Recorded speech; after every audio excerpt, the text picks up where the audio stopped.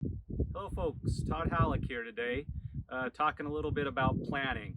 I'm out here in our backyard actually, looking out at the fields.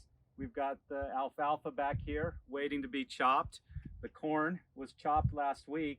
We're well into the fall harvest at this point. I got my apples off my apple tree. They're ripe and tasty. Why do I want to talk about the law of the harvest as it relates to planning? Well, here's the thing. As we get into planning, a lot of times there's some really difficult choices that people have to make. And sometimes the fear of those choices, the uncertainty of what will happen with those choices, stops people from acting altogether. We see this in estate planning. We especially see it in succession planning.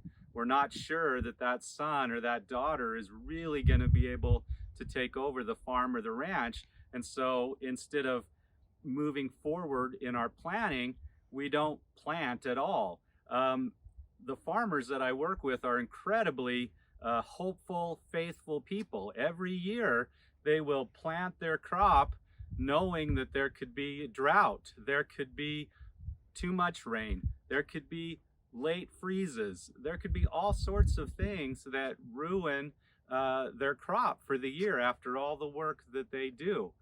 You hear stories of people, a wheat crop where it was looking like the best ever, and then a hailstorm comes and takes it all out. Yet they do it year after year. But at the same time, they're paralyzed by fear when it comes to their succession plan. They won't transfer that farm or that ranch to the next generation. They won't allow that harvest to happen.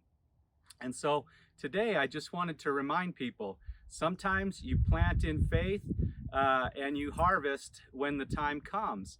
And there may be things that come along the way that interfere with your plans or that cause you to have to pivot and do something different, but you don't not plant. You got to plant.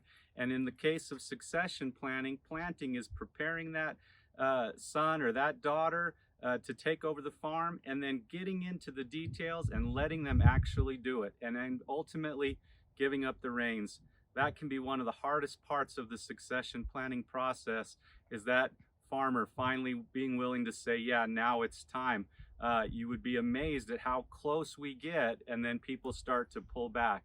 And so remember, the law of the harvest, when you're starting to worry about whether that son or that daughter is really qualified to take over the farm or ranch. You never know at the outset. You got to get into it. You got to move forward.